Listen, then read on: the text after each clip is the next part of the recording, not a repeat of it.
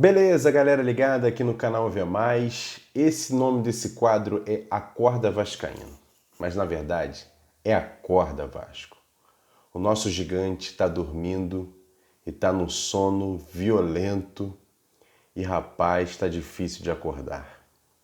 O Vasco mais uma vez faz uma atuação, principalmente no primeiro tempo, muito ruim, perde um jogo em casa por 2-0 para a equipe do Internacional. Lógico que teve uma situação muito complicada ali, muito polêmica no gol do Internacional, primeiro gol, aos 10 minutos do primeiro tempo.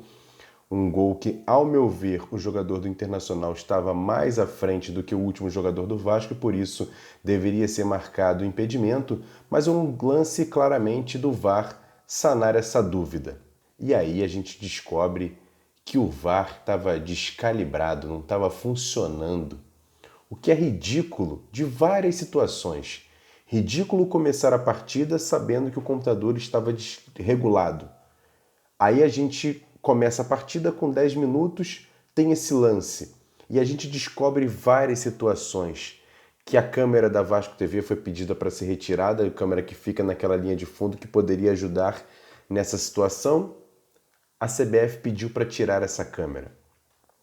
A segunda situação, porque o árbitro demora ali, aí ele valida o gol sem ter certeza se foi ou não. Porque o auxiliar, ele não marca o impedimento achando o seguinte, vai ter o VAR e o VAR vai esclarecer ou não, porque era dúvida, era difícil para o árbitro ali, para o bandeirinha saber se estava impedimento ou não, por isso tem o VAR.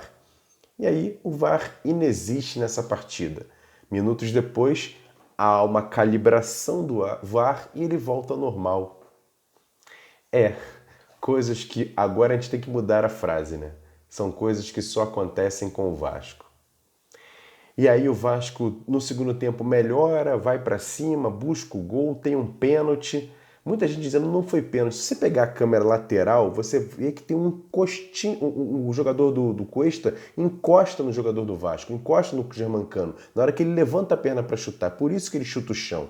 Há um toque, o toque é mínimo, o toque é muito pequeno, mas na hora que se você jogou bola um dia na vida, se você jogou bola, você tá me vendo, jogou bola uma vez na vida, não é só falar de futebol, você jogou qualquer jogo, pelada, que seja o que for. Se você vai chutar a bola, se alguém der um toque no seu pé, te tira toda a direção que você, a força que você estava fazendo. Não tem jeito. Ah, o toque é pequeno, é falta, é dentro da área e é pênalti. O pênalti foi muito bem marcado. Me chama a atenção a demora do VAR chamado, o árbitro ir lá ver. Foi pênalti sim. Não adianta você vir querendo, não foi pênalti, não chutou o chão. Claro, se você vê a câmera do outro lado, você não vai ver o toque. A última câmera que o VAR, inclusive, tanto que o árbitro ia até anular, mas ele volta e vê a câmera lateral, a câmera que mostra o lance na lateral daqui, de frente para lá, você percebe claramente que o Cuesta dá um toquinho sim na hora que o Germancano vai chutar a bola.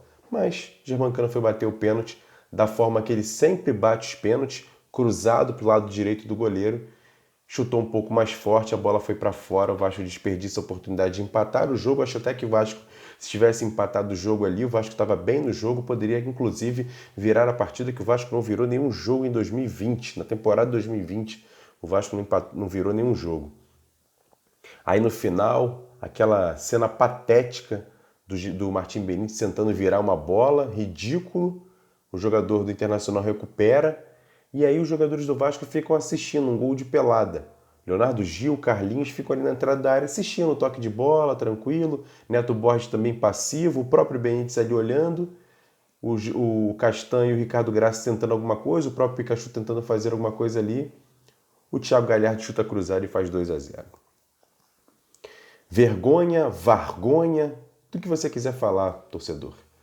E aí a gente fala apenas exclusivamente do jogo 90 minutos.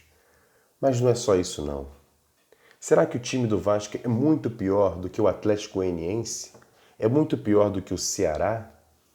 É muito pior do que o Sport? É muito pior do que o Fortaleza? Não é não, torcedor. Porque a questão do Vasco passa muito longe de apenas 11 jogadores e uma partida de 90 minutos. O buraco é muito mais embaixo. A situação do Vasco é delicada há anos. E principalmente nos últimos anos. Rapaz, o que fizeram com o futebol do Vasco nos últimos 3 anos é um negócio pavoroso. É um absurdo. Mas antes desses 3 anos, por exemplo, o Vasco caiu 3 vezes. 2008, 2013 e 2015.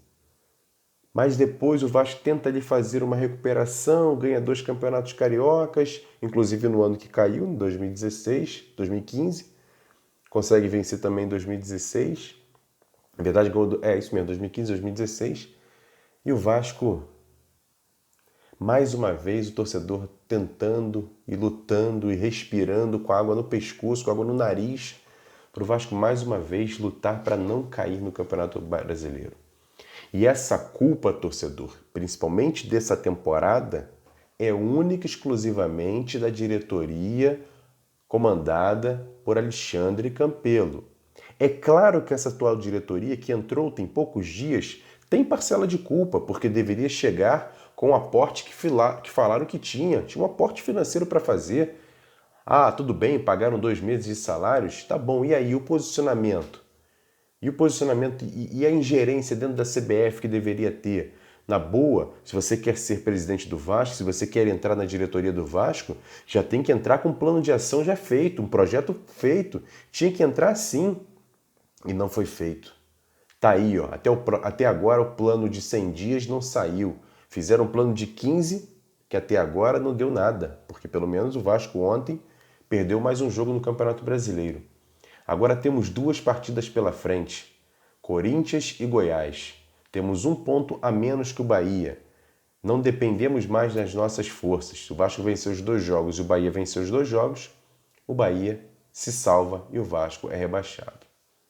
É uma situação muito complicada, torcedor, porque o Vasco precisa vencer o Corinthians, coisa que não acontece há 13 anos. O Vasco não vence o Corinthians fora de casa, jogando em São Paulo. Nunca venceu no Itaquerão, o novo estádio do Corinthians. Tudo bem que teve várias situações também polêmicas nesses jogos do Vasco contra o Corinthians, mas novamente vou bater nessa tecla, torcedor. O problema é muito maior do que 90 minutos e os 11 jogadores em campo com o treinador A, B, C ou L de Luxemburgo. A situação do Vasco é complicada há anos e principalmente, como eu disse, nos últimos 3 anos foi ridículo o que fizeram com o futebol do Vasco. Tentaram ali afrouxar para fazer uma questão financeira, para tentar amenizar as dívidas do Vasco, o que, se no papel é bacana, de fato não aconteceu. E aí, a gente não teve time, a gente não brigou por nada, a gente não ganhou nada, a gente passou vergonha, a gente diminuiu o prestígio, a gente diminuiu a força, a grandeza, a nossa imagem. E o torcedor, como é que fica? Até a torcida deve ter diminuído, porque os novos torcedores, as crianças, por que vão torcer para o Vasco se o Vasco só perde? Se o Vasco só briga para não ser rebaixado? Eu estou tentando fazer meus 2 filhos serem Vasco. Mas o que eu vou falar para eles? Contar histórias antigas dessa camisa, por exemplo, aqui, ó, assinada por Geninho Pernambucano. O meu maior ídolo do Vasco. O meu maior ídolo do Vasco. Não é o maior ídolo do Vasco, mas é o meu. E aí, torcedor? Qual é o ídolo que essa garotada vai ter no Vasco? A gente tem Germancano, Martim Benítez, mas se não vencer, meu irmão, não vai virar ídolo, não. E quando que o Vasco vai voltar a ser campeão? Quando o Vasco vai voltar a buscar títulos, a disputar, a apenas competir de igual para igual? O Vasco no segundo turno venceu apenas 3 jogos. Sport, Botafogo e Atlético Mineiro. Olha que vergonha. Há 4 jogos o Vasco não marca um gol. Um gol. Gente, tá tudo errado. E mais uma vez eu vou bater nessa tecla. A culpa é da diretoria comandada pelo Alexandre Campelo. Essa diretoria atual, do Jorge Salgado, também tem culpa. Mas a 99, 95%, 90% da culpa é da antiga diretoria comandada por Alexandre Campelo. E olha, Campelo, você deu uma entrevista aqui no canal Atenção Vascaínos, lá no canal Atenção Vascaínos, na verdade, dizendo que se vangloriava de que seria o presidente nos últimos 20 anos que não foi rebaixado. Cuidado, porque o Vasco tem grandes chances de ser rebaixado. A gente vai torcer que não. A gente vai fazer uma força danada para que o Vasco não seja rebaixado, mas a gente não tem muito o que fazer. A gente está aqui fora de campo. A gente vai cobrar, a gente vai exigir, a gente vai trazer as informações, mas a gente não entra em campo. E nesse momento, só os jogadores podem nos salvar. Nem Vanderlei Luxemburgo pode mais. O Vanderlei vai montar a equipe e vai colocar em campo, mas são os jogadores. Os jogadores vão ter que nos salvar. Vão ter que buscar um resultado, que eu digo, milagroso em Itaquera e depois em casa confirmar a vitória contra o Goiás, que ainda está na briga. Olha, foi difícil dormir, até agora não dormi, são quase 4 horas da manhã. Acabei de gravar o Bom Dia Gigante, que daqui a pouco no canal Atenção Vascaínos você vai ver. Mas eu quis fazer de fato, trazer aqui o meu depoimento, o meu coração magoado, sofrido, sangrando por conta de mais um jogo do Vasco, que o Vasco passa uma vergonha. A gente vai falar muito sobre essa questão do VAR, sobre a questão do Vasco na Justiça, no Bom Dia Gigante, mas aqui eu quis trazer o meu coração para você, torcedor. Não tem mais o que falar, não tem mais o que fazer. A gente vai continuar com os nossos canais, vai continuar trazendo informações, vai continuar dando nossas opiniões, mas que tá dolorido, tá. E o que tá difícil, tá. Mas eu conto sempre com a audiência de vocês, o carinho que eu recebo sempre nas minhas redes sociais, principalmente no Instagram. Se você quiser bater um papo comigo, vai lá, @Emerson_Roche, @Emerson com N no final, _ROCH. Me adiciona lá, me manda mensagem que eu só troco ideia sempre. Agradecer demais todas as mensagens que eu recebo. Mas tá dolorido. Mas há uma esperança.